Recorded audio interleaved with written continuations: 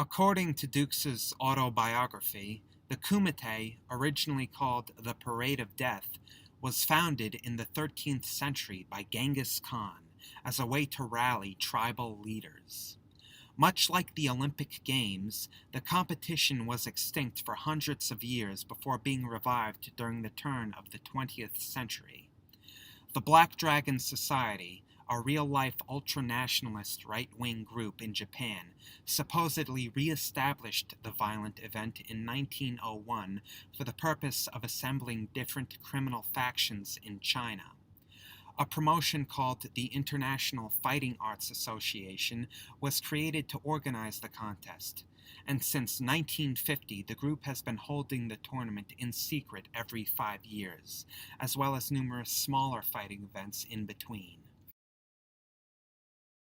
Kumite is a rather generic name for a martial arts event. If you train a Japanese style, you're probably already aware the term essentially just means sparring or fighting. There's always been a fuck ton of competitions with Kumite somewhere in the name.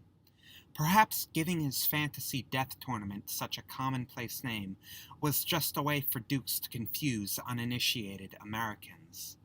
A non-martial artist might read about the real-life 100-man Kumite from Kyokushin and assume that's what Dukes fought in, when in reality, the underground tournament he claims to have competed in was nothing like that.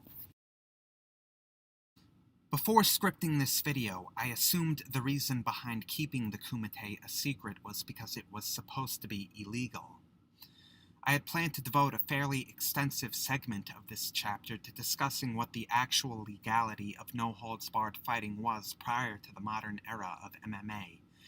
But it turns out that I don't have to do that because the reason for the Kumite's clandestine nature has nothing to do with the law. According to Dukes, the reason the public is not allowed to view the event is because defeated fighters don't want to lose face and embarrass their arts.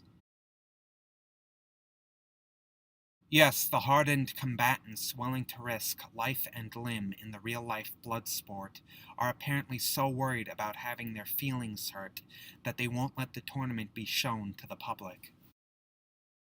Admission into the tournament is by invitation only, and your instructor has to be a member of the International Fighting Arts Association in order for you to even be considered. So how is your instructor supposed to become an affiliate of the IFAA in the first place? Fuck if I know. After Bloodsport hit the theaters, Dukes got a number of requests from people interested in fighting in the Kumite. Although the entire reason the IFAA supposedly allowed him to talk publicly about the tournament in the first place was to attract more American fighters to the event, any contact information he gave out just led people on a path to nowhere. After a while, presumably to stop the ceaseless barrage of letters he was getting from aspiring no-holds-barred fighters, he eventually started claiming he had a falling out with the International Fighting Arts Association and could no longer get in touch with them. But anyway, the rules of the Kumite allow for any style to compete, and the only prohibited techniques appear to be biting and eye gouging. So it's basically the early UFC, but with 3 critical differences. Number 1. Kumite fights start with competitors just a few inches away from one another. This sounds to me like it would give an egregious advantage to grapplers, although Dukes claims judoka never did well in the event. Number 2. It had 3 weight classes: heavyweight, middleweight, and lightweight. Dukes, of course, claims to have been a heavyweight because that's the most impressive. And number 3, in addition to knockout and submission, fighters can lose by being pushed out of the ring. The tournament is held over the span of 3 days, and each day they use a different type of ring to pose a new challenge for fighters. On the first day, Dukes says they fought on a 12 by 12 foot platform, basically a small boxing ring without the ropes. On the second day, they fought on a narrow 12 by 4 foot platform called the runway. And on the third day, they fought on a fucking rooftop. Now, although this technically won't debunk anything, I just want to take a moment to discuss how dumb this competition format would be. The Kumite, according to Dukes, is supposed to be the Olympics of martial arts. Its no-holds-barred nature is intended to make the event as close to a real fight as possible, a true test of somebody's hand-to-hand combat prowess. Having fighters be able to win just by pushing their opponents out of the ring greatly undermines this purpose. A dude could be getting his ass kicked all over the place, only to win in an instant just by giving his opponent a good shove at the right time. The purpose of changing the rings in between each day of the tournament is also perplexing. According to Dux, the reason the Kumite uses the narrow runway platform on the second day is because you have to be able to fight in a linear fashion. In the ring, you can utilize more body movement and slip, whereas if you are on the runway, all you've got is linear. If you are a linear fighter, this is where you can really shine. That is where the spinning kicks pay off.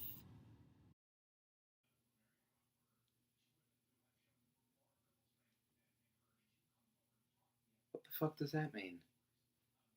The concept of linear and circular fighting styles is something that comes up in Chinese martial arts. Much like the internal versus external dichotomy, it's just sort of a nebulous idea that has no real function when discussing strategy and technique.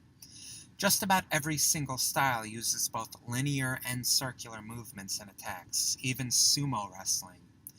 The only people the narrow runway would benefit are severely mentally handicapped fighters who are only capable of moving forwards and backwards in a straight line. Frank Dux claims to have won both the 1975 and the 1980 tournaments. To qualify, he supposedly had to win a number of smaller kumites first. This just makes the timeline of his fantasy life even more fucked up than it already was. By my estimations, he would have to have either been busy with high school or the military during this period. If his mini kumites took place within a few months of his maxi kumite, that's just one more wafer-thin mint being stuffed into the impossibly engorged year of 1975. Unlike the movie, Duke says that he never went AWOL from the military, so I don't know how he would have gotten special permission to leave Vietnam just to compete in a martial arts tournament. Whenever Dukes gives an interview nowadays, the fighting record he typically claims to have retired with is an undefeated 329-0. This is rather strange considering that back in the November 1980 issue of Black Belt magazine, which was released before the second major kumite he supposedly won, the total number of fights he claims to have had at that point was 329, exactly the same number he claims to have retired with years later. If he really fought in and won the 1980 kumite, wouldn't he have a shitload more fights on his record? It's almost like he coached himself to remember only one number, and forgot to appropriately update his bullshit when the chronology of his fantasy life progressed. In addition to this, the interview he gave for Black Belt states that he lost one fight and had 7 draws, so it would seem by his own admission that he's not really undefeated in his fantasy fighting career as he asserts today. One of the claims featured in the end caption of Bloodsport is that he had the fastest recorded kick in a kumite match, which allegedly clocked in at 72 miles per hour. Somebody on one of my other videos inquired how anybody would know exactly how fast his kicks were during a fight. Well, don't worry, my friend, Frank Dux has an answer for that. Apparently, every single ring in the kumite, presumably even the rooftop, was completely surrounded by state-of-the-art high-speed cameras. The IFAA evidently didn't even want to miss a microsecond of action. With that in mind, though, I have to ask, who the hell is supposed to be funding this shit, and why? I mean, the Kumite doesn't sell tickets or merchandise, so the event obviously can't sustain itself the way a conventional fighting promotion can. Dukes claims that the IFAA has a number of patrons from the underworld who keep the tournament alive, but he offers no insight into what motivation these gangsters might have for doing this. Whenever organized crime gets involved with prize fighting, which it has done so quite frequently in modern sports history, it virtually always has an intent to make a profit, typically through gambling, fight fixing, or just plain leeching off the legitimate profits of a promoter. With the Kumite closed to the public, however, I don't see how they would be able to do any of that. The only gambling they'd be able to do would be on a small scale, presumably just between each other in the back room while smoking cigars and watching the action on closed-circuit TV like a bunch of corporate villains from a 1980s action movie. In addition to Kumite matches, the International Fighting Arts Association also supposedly holds kata competitions like ordinary karate events. Dux, of course, claims to be the IFAA's undefeated kata champion in both the empty hand and weapons divisions from 1975 through 1980. This might initially seem like only a minor little speckle of bullshit for such an outlandish pathological liar as Dux, but if you ponder it for a bit, you realize just how much it compounds the effects of all the other crap he spouted about himself. Apparently, during the 3-day span of the Kumite when he had to do battle with 56 world-class fucking fighters, Dux somehow had the time, energy, and prior preparation to also win 2 additional, entirely separate martial arts tournaments. Shit, if he was really that dedicated to kata, why didn't he just enter any mainstream competitions? If the no-holds-barred Kumite was actually real, I could understand him not wanting to compete in normal martial arts venues like kickboxing. Considering that he's also supposed to be a kata competitor, though, then I can see absolutely, positively no reason why he shouldn't have competed in public tournaments with the likes of, say, Cynthia Rothrock. Were mainstream kata competitions somehow not hardcore enough for him? Like what, does the Kumite's kata tournament take place waist deep in lava or something? Another famous claim on the end caption of Bloodsport is that he knocked out 56 people to win the 1975 Kumite. In one of my previous videos, Frank Dux' Kumite was impossible, which you should watch now if you haven't already, dickhead. I pointed out that a single elimination tournament with 56 rounds would require over 72 quadrillion participants to work. After uploading that, I received a number of responses suggesting that the Kumite could have been held in a round-robin format, but this theory doesn't have any weight to it. Dux says that the losers of the tournament always had to leave by the end of the day, which simply would not happen if everybody was supposed to fight everybody. Besides, round robin is just never used for full contact martial arts tournaments where knockouts and serious injuries can occur. I mean, just imagine waking Paul Herrera up after he got knocked out by Gary Goodrich in UFC 8 and trying to tell him that he has to fight somebody else. Whether there were 72 quadrillion fighters in the Kumite tournament or just 57, that's still a shitload of people the IFAA had to hide during the event, especially when you factor coaches and officials into account.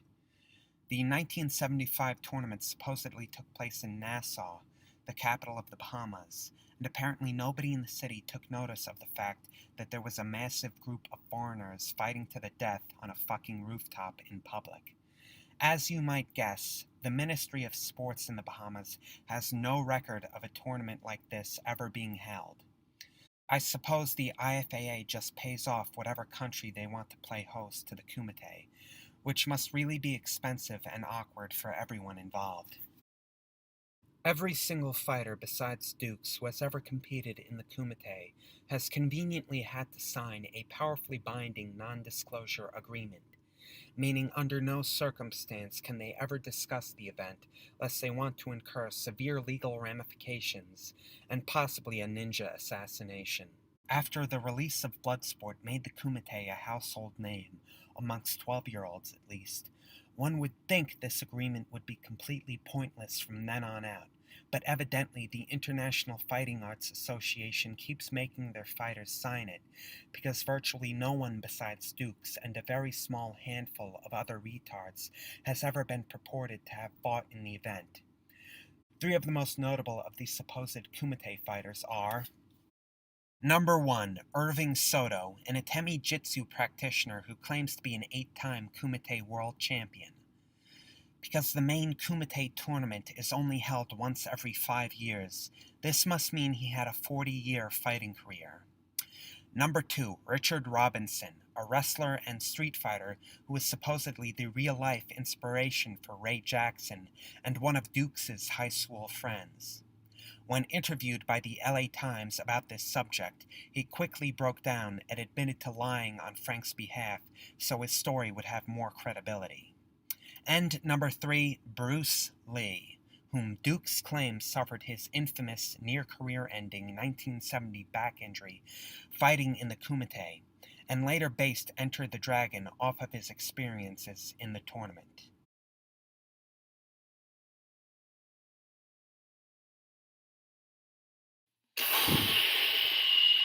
Okay, I think that's a wrap for this chapter. Now it's time for us to finally step out of Frank Dux' fantasy world and start discussing events that actually happened in real life.